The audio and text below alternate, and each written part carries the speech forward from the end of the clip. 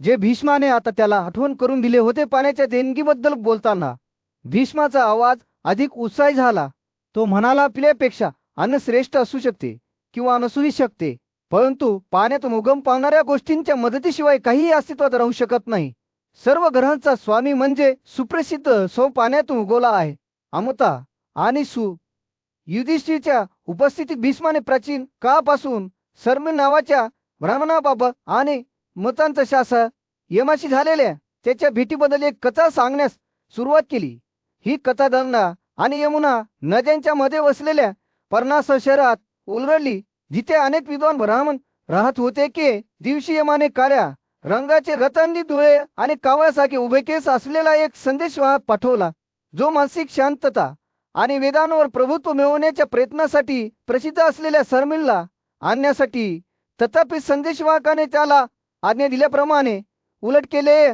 सर्मिलला आणण्याऐवजी त्याने त्याच्यावर हल्ला केला आणि त्याच परिसरातून दुसरा ब्राह्मण आणला. ब्राह्मणातून निव्यारी प्रचंड ऊर्जा पाहून यम त्याची योग्य आदराने पूजा करण्यासाठी उठला. त्यानंतर त्याने आपल्या दूताला चुकून आणलेल्या ब्राह्मणाला परत घ्यायचे आणि ज्याला तो खरोखरच शोधत होता अशा सर्मिलला आणण्याचे आदेश दिले. दूताने त्याचे पालन केले आणि सर्मिलला यमाच्या उपस्थितीत परत केल्यावर भूतांच्या न्यायाधीशाने पुन्हा एकदा त्याची पूजा केली.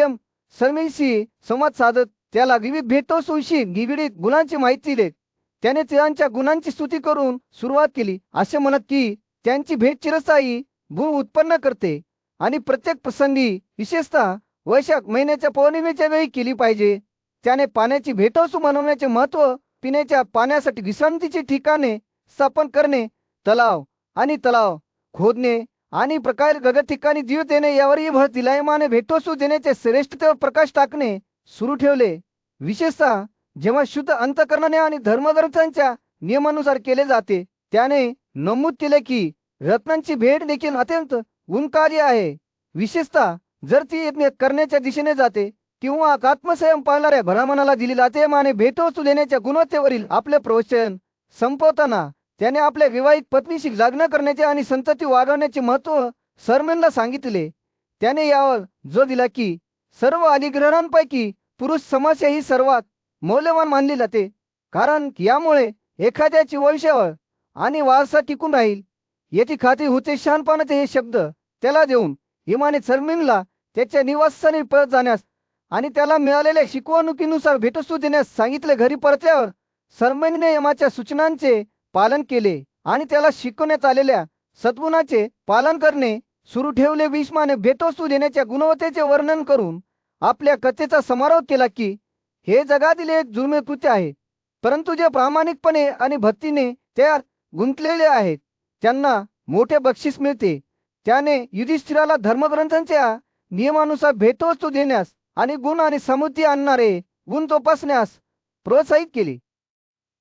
एका उदास संभाषणादरम्यान पांडव बंधूंपैकी सर्वात मोठा युधिष्ठिर भेटवस्तूंच्या पवित्र परंपरेबद्दल मार्गदर्शन मागत कुरुवंशाचा पूज्य कुलगुरू भीष्माकडे वळला. त्याने विनवणी केली, हे ज्ञानी भीष्म, मला भेटवस्तूविषयी विशेषतः पृथ्वीबद्दलच्या अध्यादेशाबद्दल सांगा. एका क्षत्रियाने ही भेट एका नीतिमान ब्राह्मणाला योग्य संस्कारास द्यावी. प्राचीन ज्ञानाचे वर्णन करताना भीष्माचे डोळे चमकले.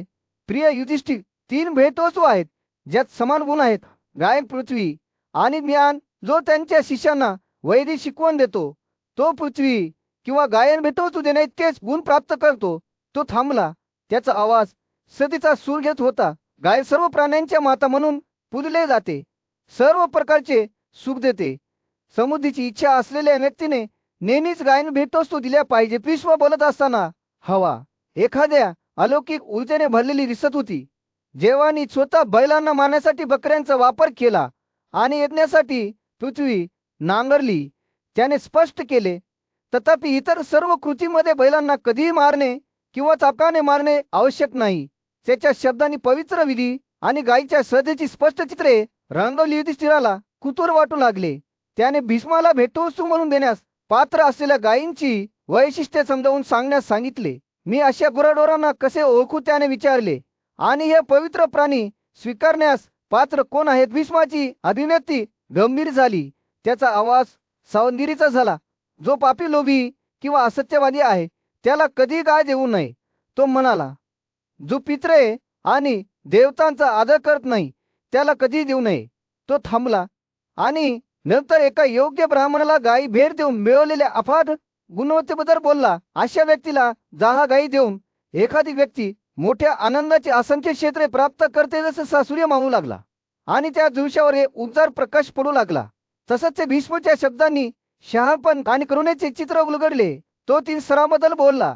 जो जन्म घेतो, वाचवतो किंवा उदरनिर्वाह नियुक्त करतो आणि गुरुला दिल्या जाणाऱ्या सेवामुळे पाप कसे नष्ट होते, गर्वाने मोठी कीर्ती देखील नष्ट होते, असा इशारा त्याने दिला. या संभाषणाचा शेवट तेव्हा झाला जेव्हा भीष्माने भेटवस्तू म्हणून भेटवस्तू देण्याविषयीचे अंतिम सत्य उभे केले, ज्याला वेदातच समर्पित आहे, ज्याला मोठी शिक्षण, शहाणपण आणि त्यांच्या इंद्रियांवर नियंत्रण आहे. त्याला एखाद्याने उदरनिर्वाह दिला पाहिले. त्याचे शब्द आशीर्वादासारखे हरे टांगलेले असतात. गायीच्या भेटवस्तूशी जोडलेल्या गुणवत्तेचे मोजमाप हे पापाचे मोजमाप आहे, जे एखाद्या व्यक्तीला लुटण्याशी होते.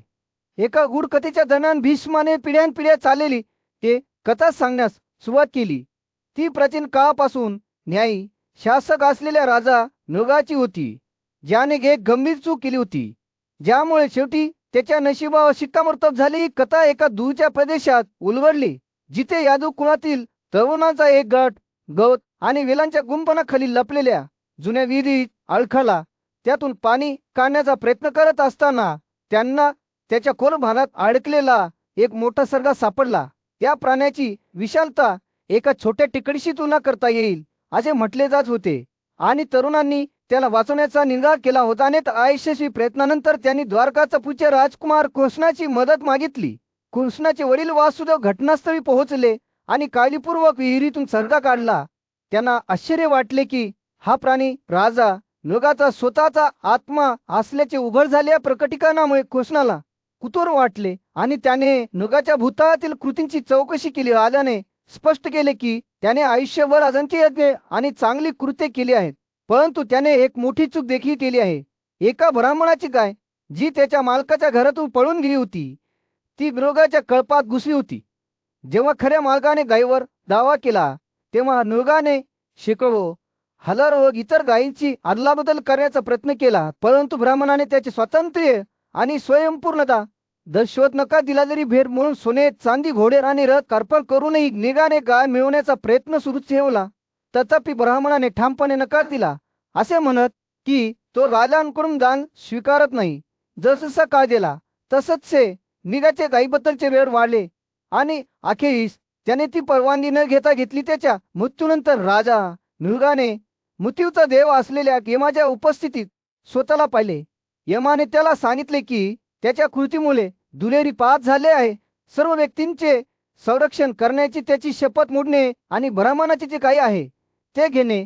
मृगाने शिक्षेची भीक मागितली, असे म्हणत की तो त्याच्या प्रतीक्षेत असलेल्या आनंदाचा आनंद घेण्यापूर्वी दुःखाचे दुःख सहन करेल. जेव्हा राजा मृगा जमिनीवर पडला तेव्हा यमाचे शब्द त्याच्या मनात प्रतिध्वनित झाले. वासुदेवाचा पुत्र कृष्ण तुला वाचविल. राजाचा आत्मा एका मध्यवर्ती क्षेत्रात एक प्राणी म्हणून पुनर्जन्म झाला, जिथे त्याने त्याच्या आठवणी राखून ठेवल्या. 1000 वर्षे उंटून गेल्यानंतर कृष्ण विहिरीत आला आणि नियोगला त्याच्या दुःखातून मुक्त केले. कृष्णाने वाचवल्याबद्दल आनंदित होऊन राजा मृगाने कृतज्ञता व्यक्त केली आणि स्वर्गात जाण्याची परवानगी मागितली. वासुदेवाच्या आशीर्वादाने तो एका दिव्य गथावर चढला आणि देवांच्या राज्याकडे निघाला. कथा संपुष्टात येताच भीष्माने तिचे महत्त्व प्रतिबिंबित केले आणि युधिष्ठिराला सावध केले की एखाद्याने जाणीवपूर्वक त्याच्या मालकीचे काही घेऊ नये.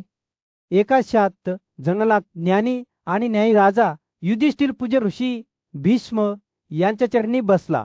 आदरभावाने त्याने भीष्माला भेटवस्तू देण्याच्या सद्गुणाबद्दल अधिक ज्ञान सामायिक करण्याची विनंती केली. अधिक खोल काळापासून एक प्राचीन कथा सांगण्यास सुरुवात करत असताना भीष्माचे डोळे चमकले. तो ऋषी उद्दलकी या त्याच्या बुद्धिमत्ता आणि आध्यात्मिक पराक्रमांसाठी प्रसिद्ध असलेल्या ऋषींबद्दल बोलला. एके दिवशी ऋषी उद्दलकीने त्याचा मुलगा नचिकेता याला बोलावून अत्यंत भक्तिभावाने त्याची वाट पाहण्याची सूचना केली. जसा सूर्य त्याच्या शिखरावर पोहोचला तसचे ऋषी उद्दलकीचे विचार पुढील कामांकडे वळले. त्याच्या लक्षात आले की तो त्याच्या प्रक्षालन आणि अभ्यासासाठी आवश्यक वस्तू विसरला आहे. ज्या त्याच्या आध्यात्मिक समतोल राखण्यासाठी महत्वाच्या होत्या त्याच्या आवाजात अधीत असल्याचे संकेत देत त्याने नचिकेताला नदीकाठी आवश्यक वस्तू आणण्याची आज्ञा दिली. नचिकेता घाईघाईने ठरलेल्या ठिकाणी पोहोचला, पण त्याला एक अनपेक्षित दृश्य दिसले. नदीच्या प्रवाहात सर्व वस्तू वाहून गेल्या होत्या. त्याच्या वडिलांकडे परत आल्यावर त्याने त्याच्या आवाजात घबराटीचे संकेत देत ही बातमी सांगितली.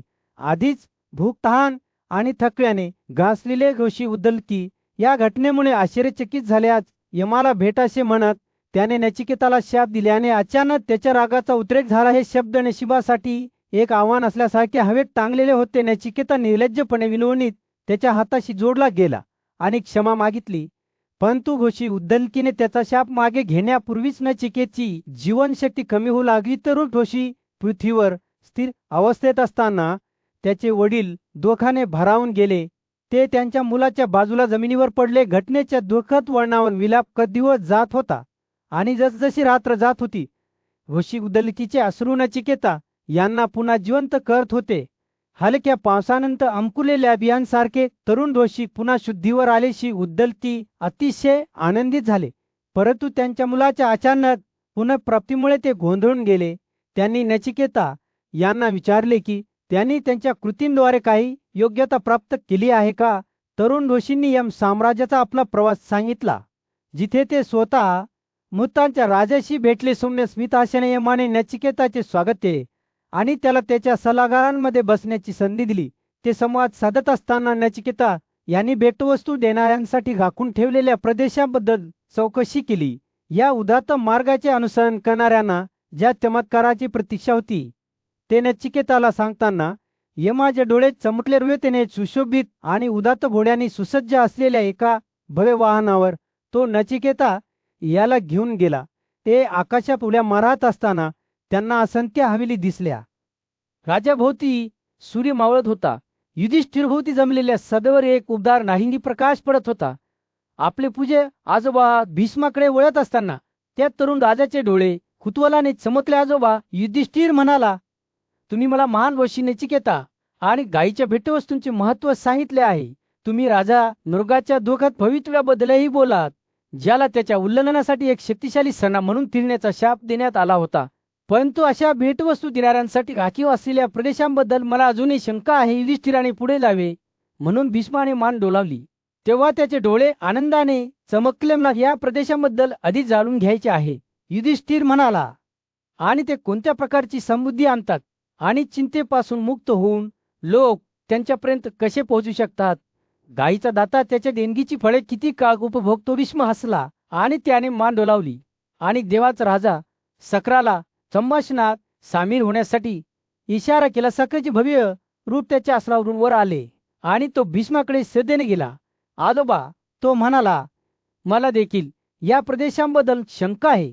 ते कोणत्या प्रकारचे आहेत, त्यांच्याकडे कोणते गुण आहेत आणि लोक प्रत्यक्षात काहीही न देता गायीचे दाता कसे बनू शकतात. जेव्हा त्याने बोलण्यास सुरुवात केली तेव्हा भीष्मची अभिव्यक्ती विचारशील झाली. पूर्वीच्या काळात एक महान ऋषी होता जो देवांच्या सन्मानार्थ 100 यज्ञ करीत असे. तो देवाकडून शहाणपण आणि शक्ती मागत असे, परंतु त्याचे अंतःकरण शुद्ध आणि नम्र राहिले. त्याची भक्ती अशी होती की देवांनाही ती भावली. भीष्म बोलत असताना सभेच्या डोळ्यासमोर एक दर्शन प्रकट झाले.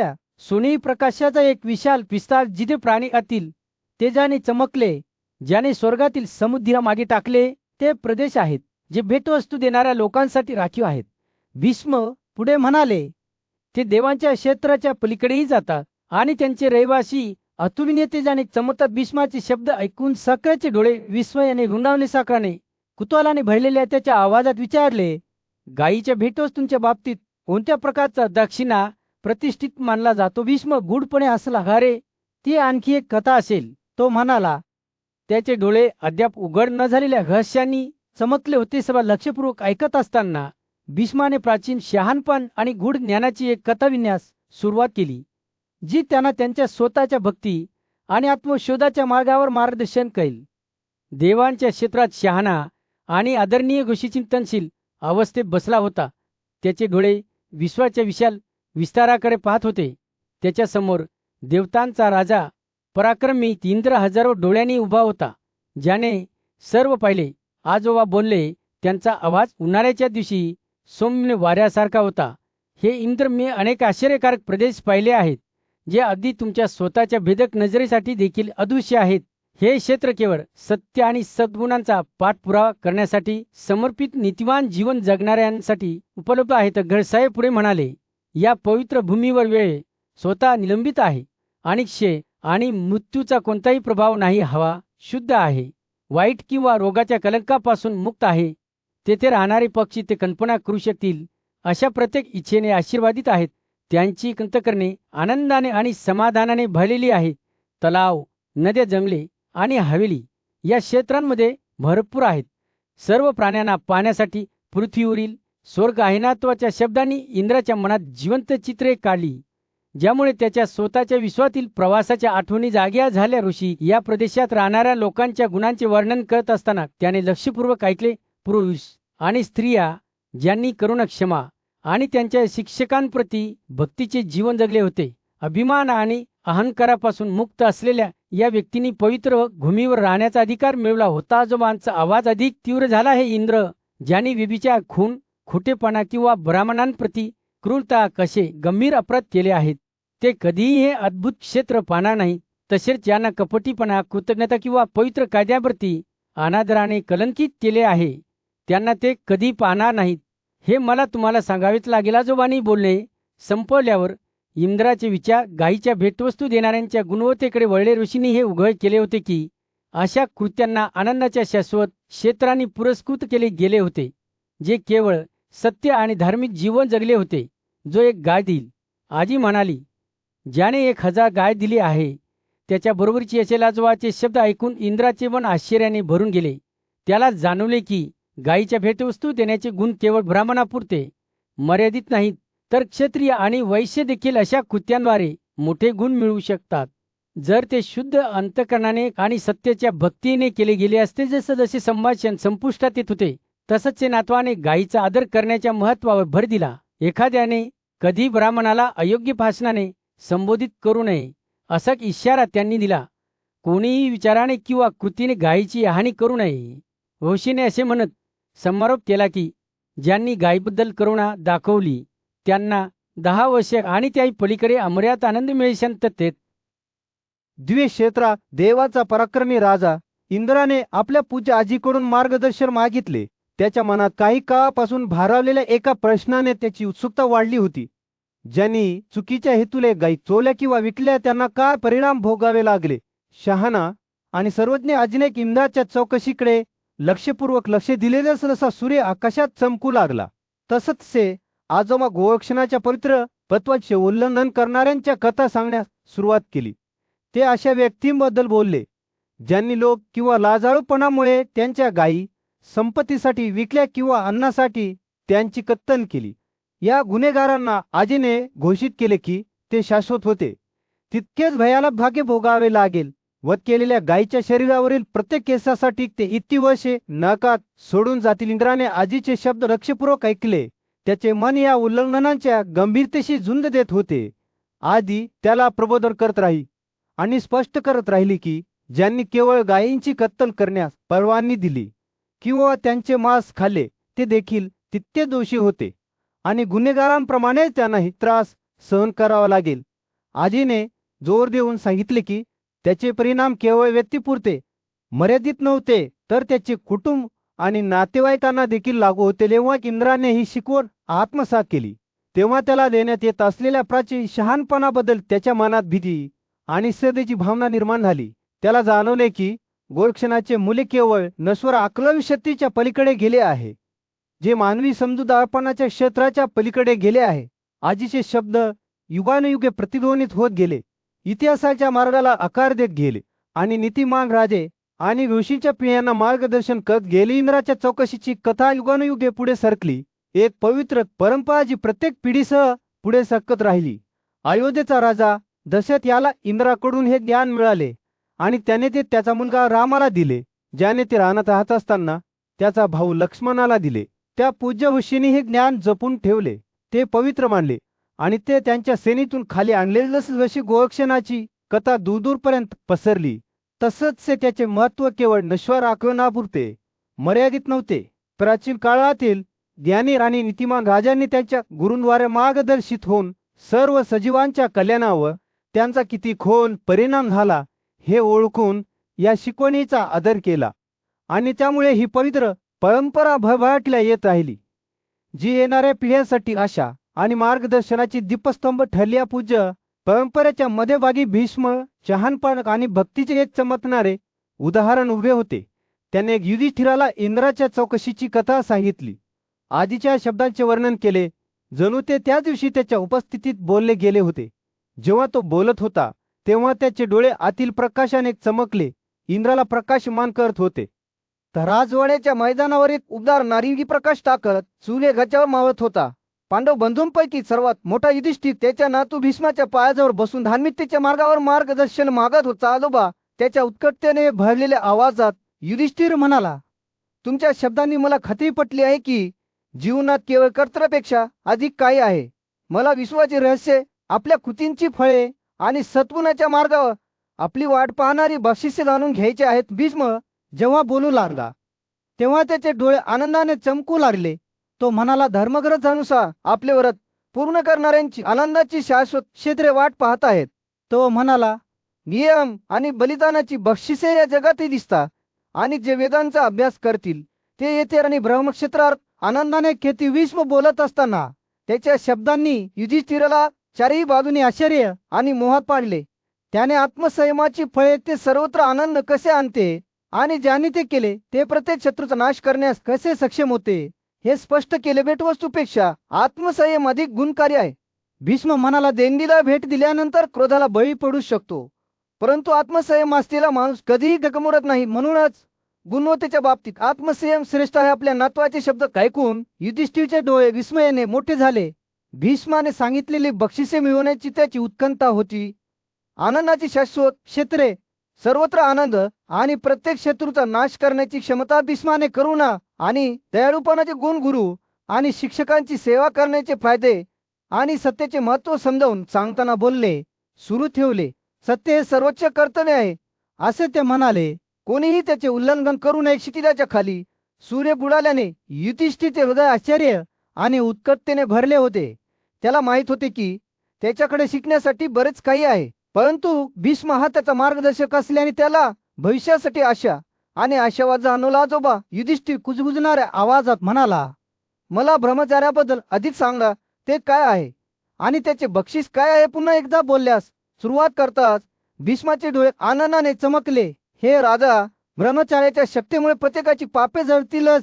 तो म्हणाला, लाखो वर्षी ब्रह्माच्या क्षेत्रात जातात ते सर्व सत्य आणि आत्मसंयमाशी निगडीत आहेत. जर ब्राह्मणाने जन्मापासून मृत्यूपर्यंत हे व्रत पाळले तर काहीही अशक्य होणार नाही. जेव्हा भीष्माने बोलले संपवले तेव्हा युधिष्ठिराला असे वाटले की राजा युधिष्ठिरच्या उपस्थितीत भीष्माने गायीचे दान करण्याच्या पवित्र विधीचे वर्णन करायला सुरुवात केली. गायीच्या दानापेक्षा अधिक योग्य अशी कोणतीही भेटवस्तू नाही असे ते ठामपणे म्हणाले. कायदेशीररित्या मिळवलेली गाय जेव्हा दिली जाते तेव्हा ती केवळ दात्यालाच नव्हे तर त्यांच्या संपूर्ण कुटुंबालाही वाचवते. भीष्माने स्पष्ट केले की या विधीची मुळे प्राचीन काळात होती आणि ती प्रथम धार्मिक व्यक्तीच्या फायद्यासाठी घोषित करण्यात आली होती. या विधीची गुंतागुंत समजून घेण्यासाठी राजा मानधत्री एकदा दिव्य गुरु बृहस्पतीकडे गेला. त्याने विचारले, गायी दान करण्याची योग्य प्रक्रिया काय आहे? बृहस्पतीने उत्तर दिले, दात्याने आदल्या दिवशी ब्राह्मणांचा सन्मान करावा आणि भेटवस्तूसाठी विशिष्ट वेळ निश्चित करावी. दिल्या जाणाऱ्या गायी वहिनी जातीच्या असाव्यात, त्यांना समजणे आणि वावले असे संबोधावे. जेव्हा भीष्माने आपले कथन पुढे चालू ठेवले तेव्हा गाय माझी आई आहे, बैल माझा सर आहे असे पवित्र मंत्र उच्चारत गायी जिथे ठेवल्या जातात त्या गुळेत दानकर्त्याने कसे प्रवेश करावे याचे त्याने वर्णन केले. त्याने जोर देऊन सांगितले की दानकर्त्याने गायींना त्रास न देता मोकळ्या जमिनीवर पडून रात्र घालवली पाहिजे. अशा प्रकारे सर्व पापे उपमा देऊन शुद्ध केली जावी. जेव्हा सूर्य उगवतो तेव्हा दात्याने गायी त्यांच्या वासर आणि बैलासह प्राप्तकर्त्याला सादर कराव्यात. भीष्माने युधिष्ठिराला आश्वासन दिले की स्वर्ग तुम्हाला प्राप्त होईल आणि मंत्रांमध्ये दर्शविलेले आशीर्वादही तुमचेच असतील. मंत्रांनी गायींच्या सद्गुणांचे गुणगान केले. ते सामर्थ्य, शहाणपण, अमृत ऊर्जा आणि पृथ्वीवरील समृद्धीचे प्रतीक आहेत. भीष्माने स्पष्ट केले की जर एखाद्या व्यक्तीने खरी गाय दिली तर तो या जगात नीतिमान म्हणतो. जर त्याने तिचे मुले दिले किंवा त्याऐवजी कपडे किंवा सोने घातले तर तो वेगवेगळ्या कालावधीसाठी स्वर्गात पोहोचतो. ही प्रतिकृती भेटवस्तू देताना दात्याने विशिष्ट शब्द उच्चारले पाहिजेत. हिचे वळ केलेली गाय दिली जात आहे किंवा भवितव्य म्हणजे भेट गाय दर्शवते खरी गाय दिल्याचे बक्षीस म्हणजे सदाला वर्ष स्वर्गात राहणे. तर जे त्याचे मुले किंवा पर्याय देतात ते अनुक्रमे 1000 आणि 1000 वर्षे स्वर्गात पोहोचतात. भीष्माने असा इशारा दिला की हा विधी ज्यांचा विश्वास नाही, कुचकानी समज आहे किंवा वाईटाकडे कल आहे अशा लोकांमध्ये वाटून घेऊ नये. त्यांच्या मेळाव्यावर सूर्य मावळत असताना भीष्माने सत्वनी राजांची नावे नोंदवली ज्यांनी बृहस्पतीच्या सूचनेनुसार गायींच्या भेटवस्तूंद्वारे मोठा आनंद मिळवला होता. या राजांनी हा विधी हुशारीने पाळला होता आणि आता ते मोठ्या आनंदाच्या प्रदेशात राहत होते. आपल्या विनम्रतेसाठी प्रसिद्ध असलेल्या राजा युधिष्ठिरच्या सभेत वैशंपायनाने एक मोठी महत्वाची कथा सांगण्यास सुरुवात केली. राजाची उत्सुकता पुन्हा एकदा त्याच्या भेटवस्तूच्या विषयाने वाढली आणि त्याने शांतनूचा मुलगा भीष्माला अशा कृतीच्या गुणवत्तेबद्दल तपशीलवार सांगण्याची विनंती केली. भीष्म अमृतासा का आवाज करत बोलू लागला. एका ब्राह्मणाला वयाने लहान असलेली वासरासर आणि कपड्यात गुंडाळलेली गाय दिल्यास सर्व पापे शुद्ध होतात. तो म्हणाला, पण हे राजा आजारी किंवा कमकुवत गाय देण्यास सावध राहा, कारण ती केवळ वेदना आणि निराशा आणते. भीष्माने हे स्पष्ट करणे सुरू ठेवले की मजबूत, सौम्य आणि सुगंधित कपिला गाय ही सर्व गायींपैकी सर्वात आदरणीय आहे. युधिष्ठिरची उत्सुकता त्याच्या मनात वाढली. त्याने विचारले, हे आजोबा नीतिमान लोक कपिला गायीच्या भेटवस्तूची टाळ्या का वाजवतात? ही कथा कपिला गायीच्या प्रतिष्ठित दर्जामागील रहस्य उघड करेल हे जाणून भीष्म हसला. भीष्माने एका प्राचीन इतिहासाचे वर्णन करण्यास सुरुवात केली ज्यात स्वयं जन्मलेल्या ब्राह्मणाचा उल्लेख होता. दक्ष, ज्याला देवानी सजीव प्राणी निर्माण करण्याची आज्ञा दिली होती. दक्ष सर्व प्राण्यांसाठी चांगले करण्याच्या इच्छेने प्रथम अन्न तयार केले. असे करत असताना त्याने भरपूर प्रमाणात अमृत प्यायले ज्यामुळे तो तृप्त झाला आणि एक उत्क्रांती झाली. या उत्सर्जनामुळे सुरभी या गायीला जन्म झाला जिचे दूध अमृता इतके सोनेरी होते. सुरभीची संतती म्हणजे कपिला गायी तिच्या तोंडातून जन्माला आली आणि त्यांचा रंग सोन्यासारखा होता. त्यांचा झाग नदीच्या लाटासारखा सर्वत्र पसरला. त्याच्या सुगंधाने हवा भरून गेली. मात्र जेव्हा महादेवाने त्यांच्यावर नजर टाकली तेव्हा त्यांचे रंग बदलले. परंतु सोमा प्रदेशात पळून गेले बदलले नाही. तर महादेवाचा राग पाहून दक्ष त्याच्या जवळ आला आणि म्हणाला, वासरांच्या तोंडातून निघणारे दूध अशुद्ध नाही. त्याने स्पष्ट केले की ज्याप्रमाणे वारा आज सोने आणि समुद्र अशुद्ध होऊ शकत नाहीत त्याचप्रमाणे गायीचे दूध किंवा मधी अशुद्ध होऊ शकत नाही. गायीचे दूध आणि दूध सर्व जग टिकून ठेवेल. जेव्हा दक्षाने ही विनंती केली तेव्हा त्याने महादेवाला एक बैल आणि काही गुरा भेट दिला. कृतज्ञतेने महादेवाने बैलाला आपले वाहन म्हणून स्वीकारले आणि त्याला स्वतःचे नाव दिले. त्या दिवसापासून रुद्राला बैल बन असलेली देवता म्हणून ओळखले जात होते आणि खगोलीयांनी त्याला प्राण्यांचा स्वामी म्हणून नियुक्त केल्याच्या प्रकारे भीष्माने निष्कर्ष काढला. म्हणून हे राजा गुरा दान करण्याच्या बाबतीत कपिला गायीची भेट सर्वात इष्ट मानली जाते. या गायींना गायीची देणगी दिली जाते. प्राचीन काळात सुप्रसिद्ध इक्ष्वाकू राजवंशाचा वंशज राजा सौदास याने आपल्या कुटुंबाचा पुजारी पूज्य वशिष्ठ याचा शोध घेतला. हा ज्ञानी आणि शक्तिशाली ऋषी त्याच्या तपस्वी पराक्रमासाठी, प्रत्येक राज्य पार करण्याच्या क्षमतेसाठी आणि त्याच्या शाश्वत जीवनासाठी प्रसिद्ध होता. वशिष्ठ ब्रह्मदेवाच्या आशीर्वादाने सुशोभित अध्यात्माचे प्रतीक होते. राजा सौदास त्याच्या समोर उभा असताना आदराने मान झुकून त्याने वशिष्ठाला एक प्रश्न विचारला ज्यामुळे विश्वाची रहस्य उघड होतील. हे पवित्र, तो म्हणाला, या जगातील ते पवित्र अस्तित्व काय आहे ज्याचे पठण नेहमीच माणसाला उच्च बोल मिळवून देईल?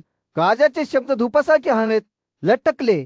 वशिष्ठाच्या प्रतिसादाची वाट पाहत होते. वशिष्ठाने प्रथम गुराढोराला नमन करून आणि आपले शरीर आणि मन शुद्ध करून स्वतःला शुद्ध केले आणि पवित्र गायीच्या रहस्यांचा उलगडा करण्यास सुरुवात केली. सुरी हे सुगंधाचे मूर्त स्वरूप आहे, त्याने घोषित केले. त्यांच्या उत्सर्जनातून बोर आणि पवित्र अशा दोन्ही प्रकारच्या सुगंधाचे उत्सर्जन होते.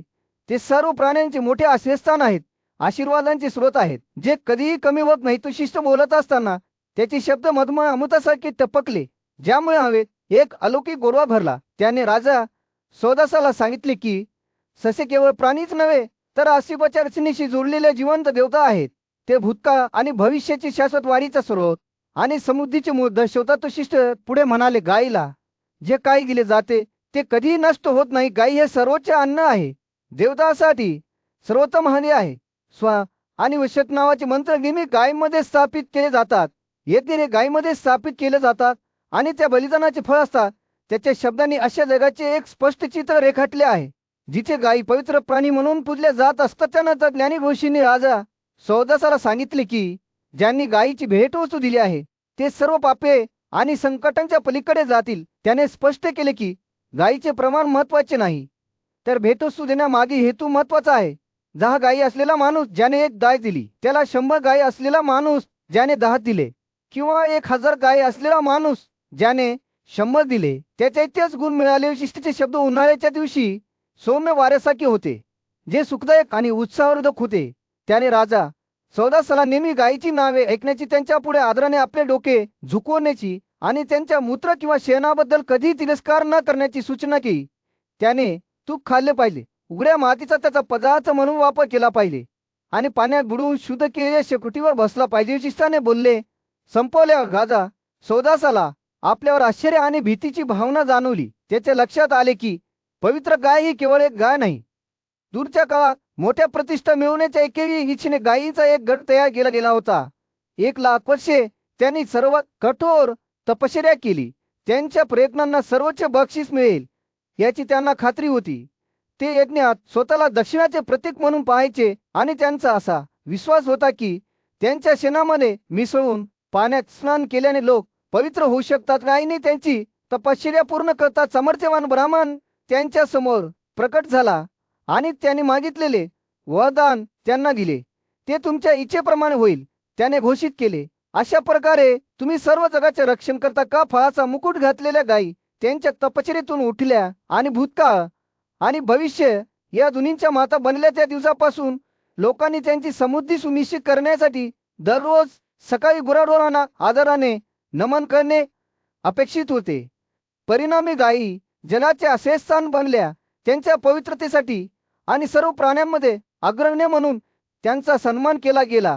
त्यांचे आशीर्वाद अस्तित्वाच्या प्रत्येक कोपऱ्याला स्पर्श करून दूरपर्यंत पसरले. प्राचीन परंपरेनुसार असे मानले जात होते की विशिष्ट प्रकारच्या गायींना दान केल्याने विविध क्षेत्रांमध्ये मोठा सन्मान मिळू शकतो. आपल्यासारखी वासर असलेली भरपूर दूध देणारी कपिला गाय ब्रह्मदेवाच्या प्रदेशात दानकर्त्याला प्रवेश देईल. समान वासर असलेली लाल रंगाची गाय पापमुक्त आणि कपडे घातलेली सूर्यदेवाच्या क्षेत्रात महान सन्मान प्रदान करेल. वरदानांची यादी पुढे चालू राहिली.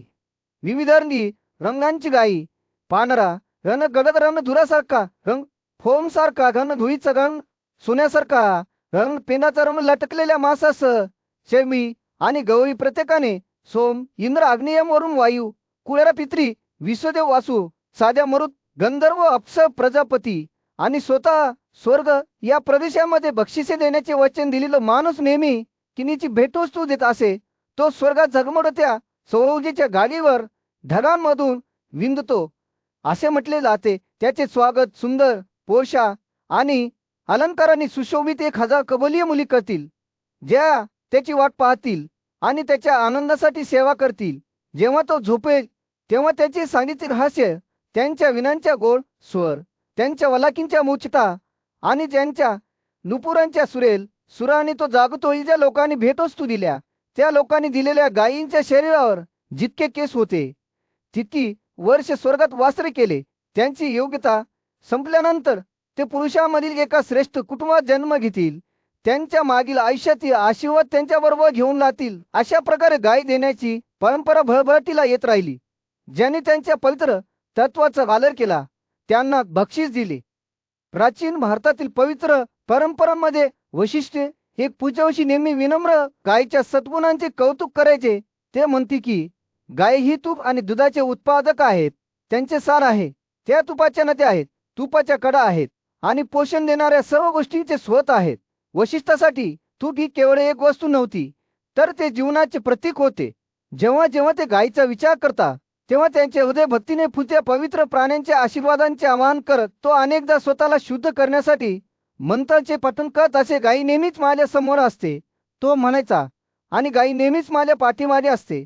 त्याला त्याच्या शरीराच्या प्रत्येक अवयवात त्यांची उपस्थिती जाणवली आणि तू त्याच्या मनातच राहिले. वशिष्ठच्या गायीवरील प्रेमाला मर्यादा नव्हती.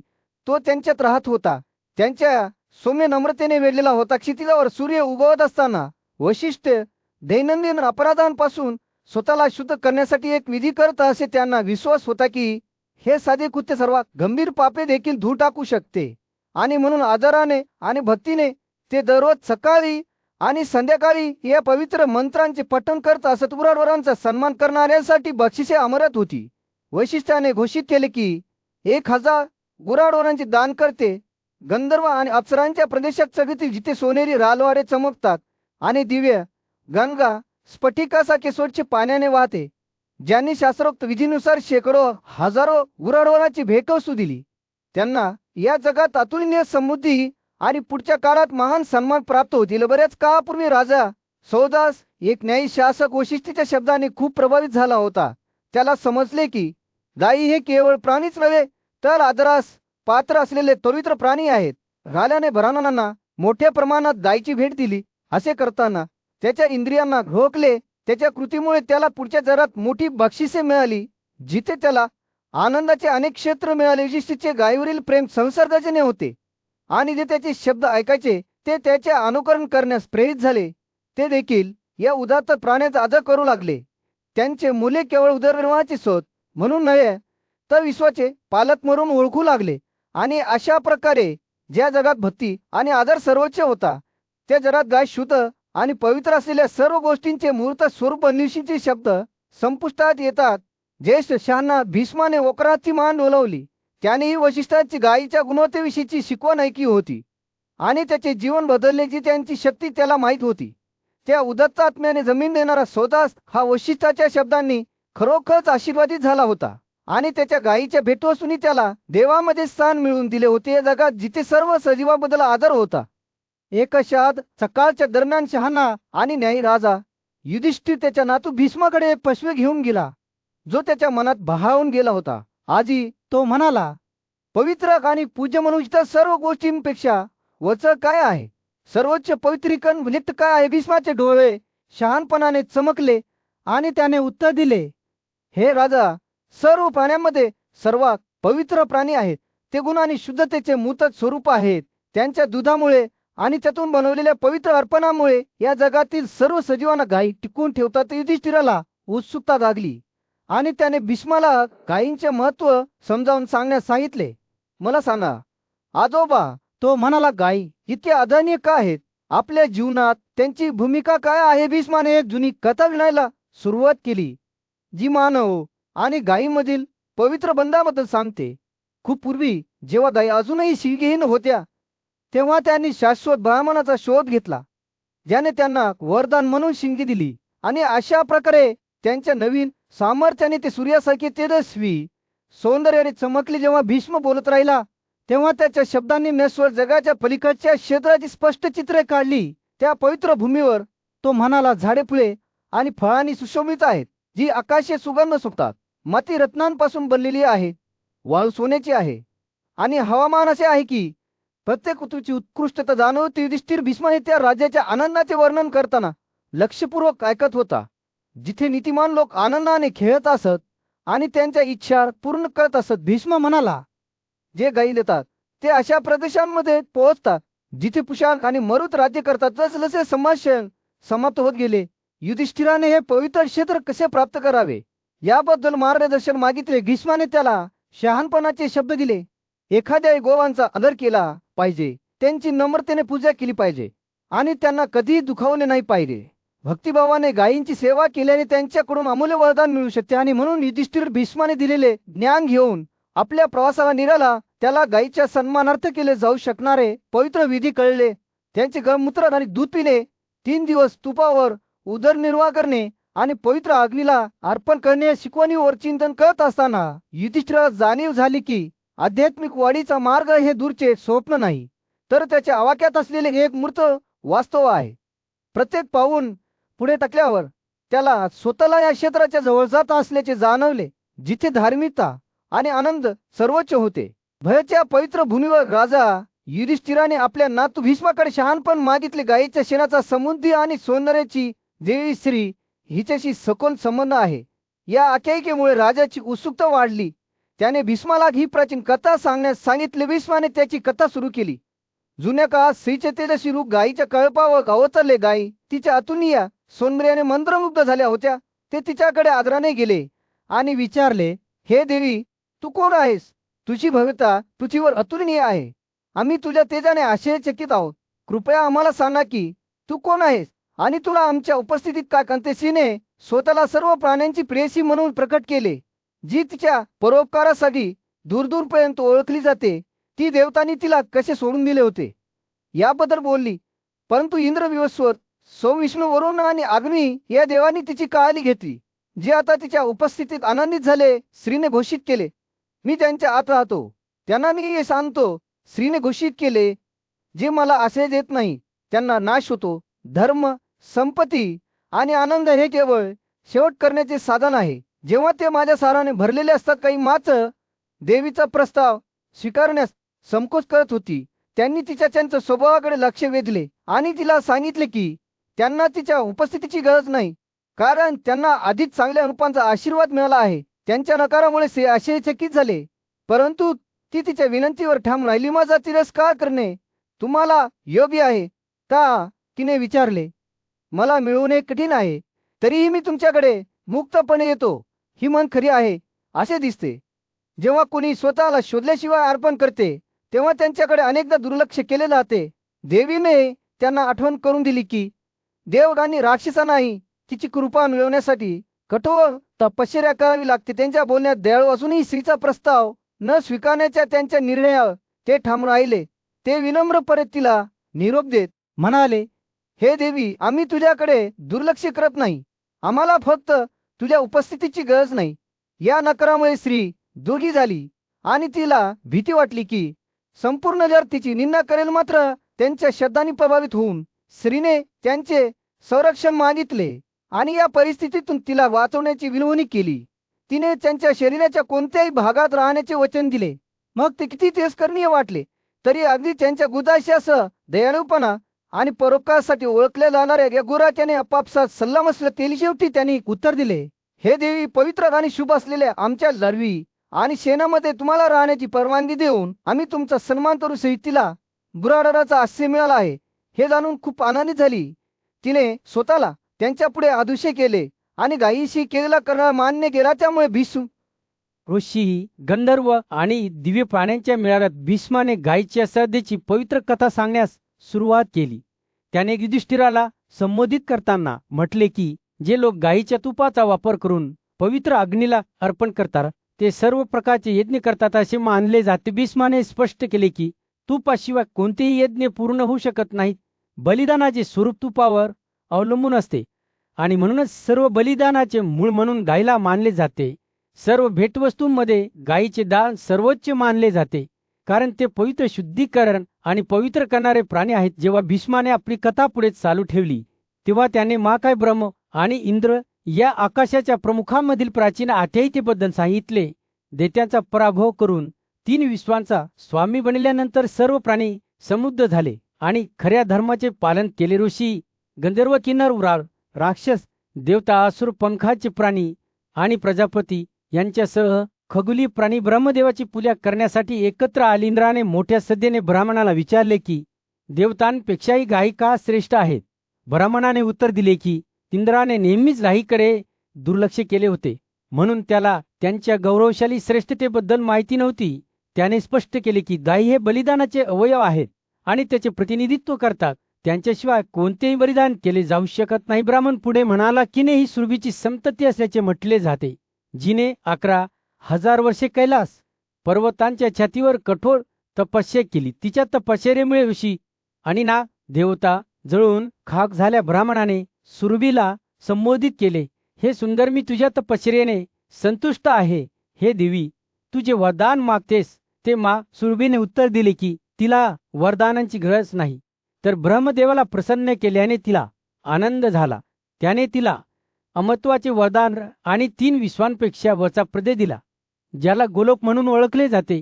तिची संतती मनुष्यांच्या जगात येईल ज्यामुळे सौभाग्य आणि समृद्धी. भीष्माने आपल्या कथेचा समारोप करताना म्हटले की चक्र इंद्र ब्रह्माकडे दररोज गायीची पूजा करण्याची आणि त्यांना खूप आदर दर्शविण्याची विनवणी करत असे. अशा प्रकारे त्याने प्रत्येक पापापासून एखाद्याला शुद्ध करण्यास सक्षम असलेल्या गायीच्या पवित्र स्वरूपाचे स्पष्टीकरण दिले होते. सूर्य काज्यावर अस्त झाला होता. त्याने धजबजलेल्या रस्त्यांवर एक उबदार नारींनी चमक दाखवली होती. युधिष्ठिर चहाना आणि न्यायराजा त्याच्या आजोबांसोबत बसून नीतिमत्तेच्या मार्गावर मार्गदर्शन मागत होता. आजोबा, युधिष्ठिर म्हणाला, तुम्ही गायीच्या दानाबद्दल बोलला, जे आपल्या कर्तव्याचे पालन करणाऱ्या राजांमध्ये एक मोठे गुण मानले जाते. पण मला सोन्याबद्दल उत्सुकता आहे. त्याचे सार काय आहे? त्याची अधिष्ठाता देवता कोण आहे? आणि सर्व यज्ञांमध्ये ती सर्वोत्तम दक्षिणा का मानली जाते? भीष्म हसला. त्याचे डोळे शहाणपणाने चमकले. हे राजा, ऐका आणि मी तुम्हाला सोन्याच्या उत्पत्तीची कथा सांगेन. तो अगदी इतर कोणत्याही दिवसासारखाच एक दिवस होता, जेव्हा भीष्माने गंगद्वारामध्ये आपल्या वडिलांचा श्राद्ध केला होता. जेव्हा त्याने कुरधवताच्या पट्ट्यांवर पुढील केक चगवला, तेव्हा अंगद आणि अलंकारांनी सुशोभित केलेला एक हात जमिनीवरून वर आला. भीष्माला आश्चर्याने भरून जाणवले की हे पित्यांकडून एक चिन्ह आहे, ज्याने त्याला शास्त्रोक्त आदेशाचे पालन करण्याचे आवाहन केले. भीष्म म्हणाला, जर मी संस्कार करत असलो तरी माझ्या पूर्वजांनी मला स्वप्नामध्ये दर्शन दिले आणि म्हटले, तू शास्त्राचे पालन करून आम्हाला प्रसन्न केलेस. तुझ्या कृतीमुळे आम्ही आमच्या पापांपासून शुद्ध होतो. युधिष्ठिर लक्षपूर्वक ऐकत होता. त्याचे अंतःकरण प्राचीन परंपरांबद्दलच्या श्रद्धेने भरले होते. त्याने भीष्माला कथा पुढे चालू ठेवण्यास सांगितले. गाजरा. भीष्म म्हणाला, ही जमदग्नीचा मुलगा रामाची कथा आहे. प्रचंड क्रोधाने भरलेला त्याने क्षत्रियांचा पृथ्वीच्या पृष्ठभागावरून 3 वेळा 7 वेळा नाश केला. परंतु सर्व प्राण्यांना शुद्ध करणारा आणि ऊर्जा आणि वैभव वाढवणारा घोड्याचा बळी दिल्यानंतरही राम अंतःकरणाचा परिपूर्ण प्रकाश प्राप्त करण्यात अयशस्वी ठरला. मार्गदर्शन मागत ज्ञानी ऋषी आणि देवतांकडे गेला आणि त्याच्या पूर्वीच्या कृत्यांपेक्षा अधिक शुद्धीकरण कृतीची मागणी केली. करुणेने भरलेल्या ऋषींनी उत्तर दिले की त्याने विद्वान ब्राह्मणांचा सन्मान करावा आणि त्यांच्या सल्ल्याचे पालन करावे. या आचरणानंतर भीष्म पुढे म्हणाले, रामाने पुनरुत्पादित दोषींना वस्तू देऊन त्याची इच्छा पूर्ण करता येईल अशा वस्तूबद्दल विचारले. ते म्हणाले, हे भूगुणांपेक्षा प्रसन्न ज्या नश्वराने पाप केले आहे, तो गाई माती आणि संपत्तीच्या भेटवस्तू देऊन शुद्ध होतो. आणखी एक भेट आहे जी एक महान शुद्धीकरण मानली जाते. सोने. भीष्माने त्याची कथा संपवताना त्याचे डोळे उत्साहाने चमकले. हे राजा, सोन ही आदमीची संतती आहे. अग्नीच्या बियांपासून जन्मलेली. जेव्हा त्याने जग जाळले, ती त्याच्या तेजस्वी रंगासह आणि आश्चर्यकारक तयार झाली. युधिष्ठिराने ऐकले. त्याच्या प्राचीन कथेने मंत्रमुग्ध होऊन दिव्य क्षेत्रात देवतांनी त्यांचे पूजक आलोबा ब्राह्मण यांच्यासमोर एकत्र येऊन आपली तीव्र चिंता व्यक्त केली. हे सामर्थ्यवान ते म्हणाले, तारक नावाचा असुर, ज्याला तुमच्याकडून वरदान मिळाले आहे, तो आम्हाला आणि ऋषींना त्रास देत आहे. त्याचा मृत्यू तुम्ही ठरवा. त्यांनी ब्राह्मणाच्या हस्तक्षेपासाठी विनवणी केली आणि सांगितले की त्यांना त्याच्याशिवाय दुसरा असे नाही. ब्राह्मणाने त्यांची विनंती ऐकली आणि उत्तर दिले, मी सर्व प्राण्यांप्रती माझ्या वर्तनात समान आहे. मला अन्याय माने नाही. देवता आणि ऋषींचा विरोधक असलेल्या ताकाला त्वरित नष्ट होऊ द्या. त्याने त्यांना आश्वासन दिले की या प्रकरणात जे योग्य आहे ते तो आदेश देईल आणि त्यांच्या अंतःकरणाचा ताप दूर होईल. देवतांनी नंतर त्यांच्या शंका व्यक्त केल्या. ते म्हणाले, तुम्ही त्याला वरदान दिल्यामुळे दितीच्या मुलाला त्याच्या सामर्थ्याचा अभिमान आहे. तो देवतांकडून मारला जाऊ शकत नाही. त्यांनी ब्राह्मणला रुद्राची पत्नी उमा हिने उच्चारलेल्या शापाची आठवण करून दिली, जी पूर्वीच्या काळात प्रसाद थांबवण्याचा प्रयत्न केल्याबद्दल त्यांच्यावर लादली गेली होती. शाप असा होता की त्यांना संतती होणार नाही. ब्राह्मणाने लक्षपूर्वक ऐकले आणि उत्तर दिले, हे देवतांपैकी प्रमुख देव देवीने शापाचा निषेध केला तेव्हा अग्नी तेथे नव्हता. देवतांच्या शत्रूंचा नाश करण्यासाठी त्याला पुत्रही होईल. त्याने स्पष्ट केले की अग्नीच्या पुत्राकडे तारक आणि देवांच्या इतर सर्व शत्रूंचा नाश करण्यास सक्षम एक दार्थ असेल. ब्राह्मणाने सांगितले की ही योजना व्यवहार्य होती, कारण अग्नीशी ओळखली जाणारी इच्छा किंवा इच्छा पूर्वीच्या काळात उदयास आली होती आणि ती सर्व प्राण्यांमध्ये सर्वात शाश्वत आहे. देवतांनी ब्राह्मणाच्या शब्दांवर आनंद व्यक्त केला आणि अग्नीचा शोध घेण्यासाठी निघाले, ज्याला तारकाला नष्ट करण्याची शक्ती असल्याचे म्हटले जात होते. त्यांनी जगाच्या प्रत्येक भागात शोध घेतला, पण तो सापडला नाही. पाण्यात राहणारा एक बेडूक पृष्ठभागावर दिसला आणि त्यांना सांगितले की अग्नी सर्वात खालच्या भागात राहत आहे. त्याने पाण्याचा एक समूह तयार केला आहे, ज्यामध्ये तो राहिला आहे. देवतांनी बेडकाचे त्याच्या सेवेबद्दल आभार मानले, परंतु लवकरच लक्षात आले की तो अग्नीच्या ऊर्जेने जळून खाक झाला आहे. बेडूक पाण्यात बुडाला आणि देवांना त्यांचा शोध सुरू ठेवण्यासाठी सोडले. त्यानंतर त्यांना एक हत्ती दिसला, ज्याने त्यांना सांगितले की अग्नी अश्वत्थाच्या झाडाखाली राहत आहे. तथापि जेव्हा ते त्याला शोधण्यासाठी गेले, तेव्हा अग्नीने सर्व हत्तींना शाप दिला आणि सांगितले की त्यांची जीभ मागे झुकेल. हत्तीची दुर्दशा पाहून देवतांना धक्का बसला आणि त्यांनी त्यांना आशीर्वाद दिला. ते म्हणाले की त्यांची जीभ आतल्या बाजूला वाकल्याने ते अजूनही सर्व काही खाऊ शकतील आणि अस्पष्ट आरडाओरडा करू शकतील. त्यानंतर देवतांनी अग्नीचा शोध सुरू केला, परंतु सामीच्या झाडामध्ये पोपटाने त्याचे नवीन निवासस्थान उघड करेपर्यंत ते त्याला शोधू शकले नाहीत. पार्वतीवर संताप.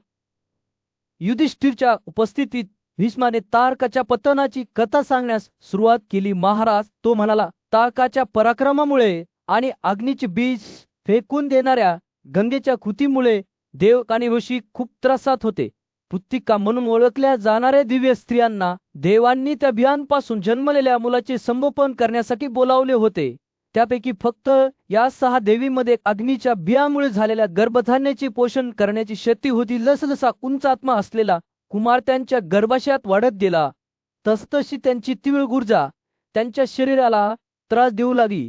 त्यांना स्वर्गात किंवा पृथ्वीवर कुठेही शांती मिळू शकली नाही. अखेरीस त्यांनी एकाच वेळी बाळाला जन्म दिला आणि जरी सारा वेगवेगळ्या गर्भाशयात धारण केले असले तरी सर्व भाग एकाच जीवात विलीन झाले. देवी पृथ्वीने सोन्याच्या ठिगाऱ्यातून मुलाला उचलले आणि ते अग्नी देवासारखे तेलाने प्रज्वलित झाले. कृतिकांनी त्यांचे मूल कार्तिकेय सकाळच्या सूर्यासारखे तेजस्वी झालेले पाहिले. प्रेमाने भरलेले त्यांनी त्यांच्या स्तनांच्या पोषणाने त्याचे संगोपन करण्यास सुरुवात केली. कृतिकांकडून त्याचा जन्म काळी त्यांच्या संगोपनामुळे तो 3 विश्वांमध्ये कार्तिकेय म्हणून ओळखला जाऊ लागला.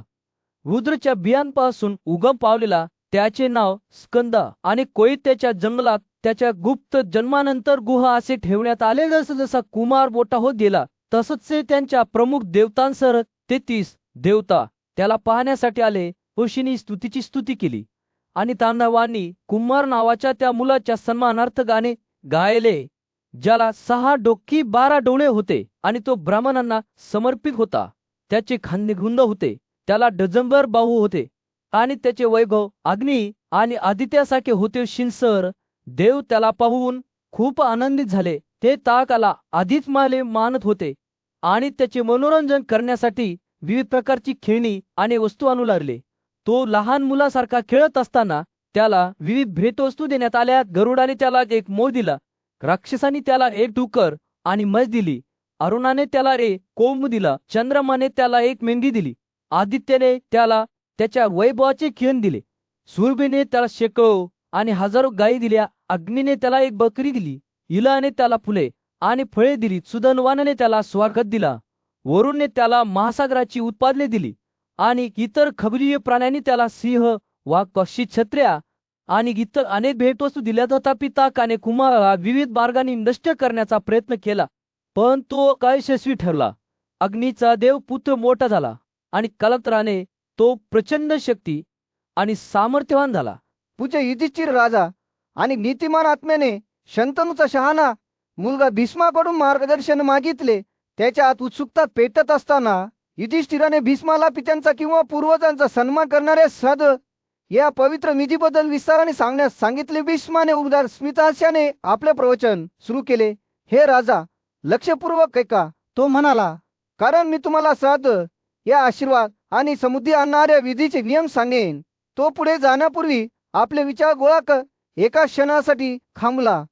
हा पवित्र विधी म्हणजे आपल्या पित्यांच्या सन्मानार्थ केलेला यज्ञ आहे, ज्यांना देव म्हणून पूजले जाते. आम्ही प्रथम त्यांची पूजा करतो, त्यानंतर देवतांनी आपला आदर आणि कृतज्ञता दर्शविली. भीष्म बोलत असताना त्याच्या शब्दांनी भक्ती आणि परंपरेचे चित्र विणले त्याने स्पष्ट केले की श्राद्ध कोणत्याही दिवशी केले जाऊ शकते, परंतु अमावस्येच्या दुपारी असे करणे विशेषतः शुभ आहे. पित्या या विधीने प्रसन्न आहेत. तो म्हणाला, आणि त्यांचे आशीर्वाद आम्हाला प्रदान केले जातात. त्यानंतर भीष्माने विशिष्ट चांद्र दिवसांमध्ये श्राद्ध करण्याशी संबंधित गुण प्रकट केले. प्रकाशाच्या पंधरवड्याच्या पहिल्या दिवशी त्याने घोषित केले, एखाद्याला सुंदर जोडीदारांचा आशीर्वाद मिळतो, जे अनेक मुलांना जन्म देतील, जे सर्व इष्ट गुणांनी संपन्न असतील. त्याने त्यानंतरच्या दिवसात श्राद्ध करण्याच्या फायद्यांची रूपरेषा आखणे सुरू ठेवले. मुली, घोडे, लहान प्राणी, मुले, मोठे वैभव, प्रसिद्धी, व्यापारातील संपत्ती आणि बरेच काही प्राप्त करणे. युधिष्ठिर लक्षपूर्वक ऐकत असताना भीष्मच्या शब्दांनी त्याच्या मनात जिवंत चित्रे काढली. या पवित्र विधीद्वारे त्यांच्या पूर्वजांचा सन्मान केल्याने मिळणाऱ्या आशीर्वादांची त्याने कल्पना केली. 13व्या दिवशी श्राद्ध केल्याने भीष्म म्हणाला, एखाद्याला त्याच्या नातेवाईकांवर श्रेष्ठत्व प्राप्त होते. आणि 14व्या दिवशी कुटुंबातील सर्व तरुण मृत्यूला भेटतात. भीष्माने वेळेचे महत्व आणि तपशिलाकडे लक्ष देण्यावर भर देत आपले प्रवचन संपवले. अंधाराच्या कंदवड्यात चतुर्दश वगळता सर्व दिवस श्राद्ध करण्यासाठी स्तुत्या असतात. तो म्हणाला, आणि प्रत्येक दिवसाच्या दुपार ही दुपारपेक्षा चांगली असते. सौम्यपणे मान लावून भीष्माने आपल्या शिकवणीचा समारोप केला आणि युधिष्ठिराला या पवित्र विधीची सखोल समज दिली. असा सूर्य शिथिल्याच्या खाली बुडाला आणि जमिनीवर एक उरदार नारिंगी चमक दाखवली. युधिष्ठिराला भीष्माने दिलेल्या शहाणपणाबद्दल कृतज्ञ वाटले. त्याला जाणवले की श्राद्धाद्वारे त्यांच्या पूर्वजांचा सन्मान करणे हे केवळ एक कर्तव्य नाही, तर त्याच्या जीवनात आणि त्याच्या सभोवतालच्या लोकांच्या जीवनात आशीर्वाद आणि समृद्धी जोपासण्याचा एक मार्ग आहे. एका उदास संभाषणादरम्यान सर्वात मोठा पांडव भाऊ युधिष्ठिराने पूज्य योद्धा आणि ऋषी भीष्माला एक गहन प्रश्न विचारला. तो उद्देश काय आहे त्याने विचारले. जो आपल्या पूर्वजांना समर्पित केल्यावर अक्षय होतो, कोणते आपण केले तर ते सर्व काळ टिकते. पित्यांचा किंवा पूर्वजांच्या आत्म्यांचा सन्मान करणाऱ्या श्राद्ध या प्राचीन परंपरेचे वर्णन करायला सुरुवात करताच भीष्माचे डोळे शहाणपणाने चमकले. लक्षपूर्वक ऐका युधिष्ठिर, तो म्हणाला. आदराने भरलेला त्याचा आवाज. ज्यांनी श्राद्धातील गुंतागुंतीवर प्रभुत्व मिळवले आहे त्यांना माहीत आहे की विशिष्ट अर्पण आपल्या पूर्वजांना वेगवेगळ्या कालावधीसाठी टिकून ठेवू शकतात. भीष्म बोलत असताना ते दृश्य रेखाशात वातावरणात बदलले, जिथे श्राद्ध समारंभात तीळ आणि तांदूळ अर्पण केले जात होते. या विनम्र भेटवस्तूमुळे प्रसन्न झालेल्या पित्या संपूर्ण महिना तृप्त राहिल्या. म्हणून महाऋषी भीष्म पुढे म्हणाले, हे उघड झाले आहे की जेव्हा ते विपुल प्रमाणात वापरले जातात तेव्हा श्राद्ध अक्षय होते. प्रत्येक नवीन अर्पणामुळे पित्यांच्या समाधानाचा कालावधी वाढला. 2 महिने मासे, 3 महिन्यांसाठी मटण आणि 4 महिन्यांसाठी ससा मांस, बकरीचे किंवा बेकनचे मांस त्यांना 5 ते 6 महिने टिकून ठेवू शकत होते. तर काही हरणांच्या प्रजातींचे हरण 8 ते 9 महिने तृप्तीसाठी दिले जात असे. तुपात मिसळलेले गोमांस संपूर्ण वर्ष टिकते असे म्हटले जात असे. जशी जशी भीष्माची कथा उलगडत गेली तसंच ते लक्ष अधिक अनोख्या अर्पणांकडे वळले.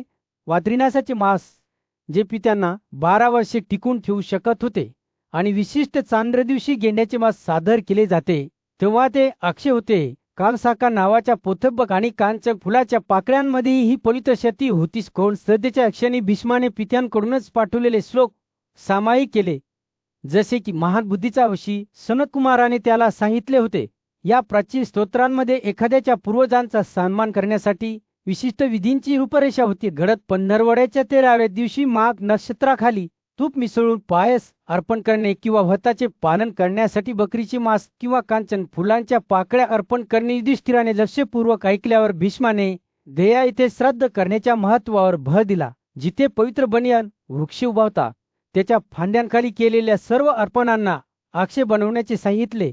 अगदी थोड्या प्रमाणात पाणी, मुळे, फळे, मांस आणि तांदूळ मध मिसळून पूर्वजांच्या निधनाच्या वर्धापन दिनानिमित्त अर्पण केले तर ते चिरस्थायी भेट ठरू शकते. या पवित्र देवाणघेवाणीत युधिष्ठिराने भीष्माने सामायिक केलेले ज्ञान आत्मसात केले.